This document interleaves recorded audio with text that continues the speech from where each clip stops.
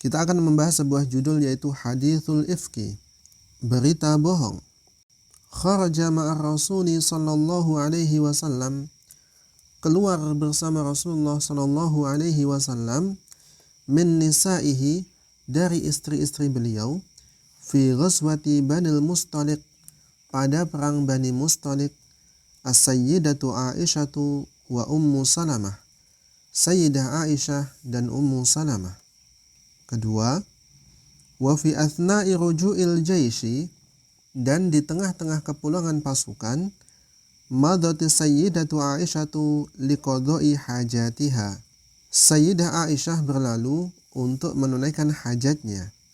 Walamma 'adat iftaqadat iqdaha, dan ketika kembali ia kehilangan kalungnya. Faraja'at tabhasu anhu, maka beliau pun kembali ke tempat tadi untuk mencari kalungnya. Wa ba'da an wajadathu raja'at, dan setelah ia menemukannya, ia pun kembali. Fara'atil jaisha qad taqaddamaha, ternyata ia melihat tentara pasukan sudah mendahuluinya atau meninggalkannya. Faghalaba 'ainaiha an-naum, ketika itu beliau merasakan kantuk yang luar biasa. Fanamat fit tariq, akhirnya beliau pun tertidur di jalan tersebut. Nomor 3, wa kana Safwan ibnu Mu'attal, ketika itu Safwan bin Mu'attal yasiru wara'al jaishi, berjalan di belakang pasukan, yatafaqqadu dha'i'ahu, untuk mencari barangnya yang hilang. Falamma wasala indaha wa ra'aha arafaha, ketika sampai di tempat Aisyah dan melihatnya, dia pun mengenalinya. Fa'anakha rahilatahu wa arkabaha, maka segera dia mendudukkan untanya dan mempersilahkan Aisyah untuk naik. Min ghairi ayyatakallamaha bikalimatin, tanpa mengucapkan sepatah kata pun. Thumma sara yakudu rahilata, kemudian Safwan pun berjalan menuntun unta tersebut, hatta lahiqa bil jais, hingga akhirnya bisa menyusul pasukan.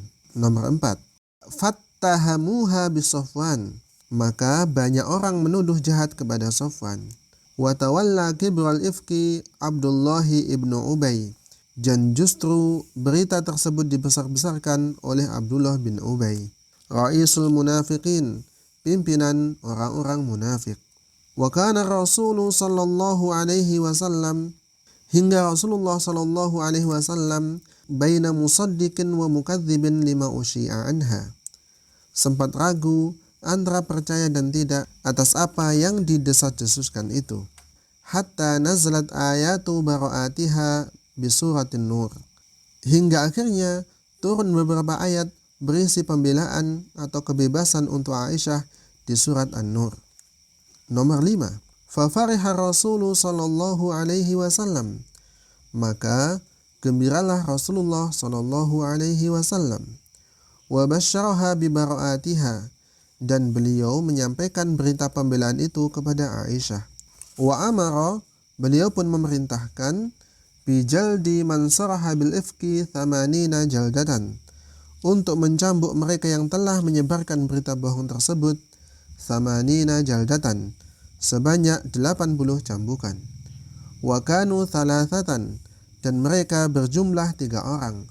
Wahum, mereka adalah Hamnah bintu Jahsin, Hamnah binti Jahsin, wa Mistah ibnu Uthathah, Mistah bin Uthathah, wa Hasan ibnu Thabit, dan Hasan bin Thabit.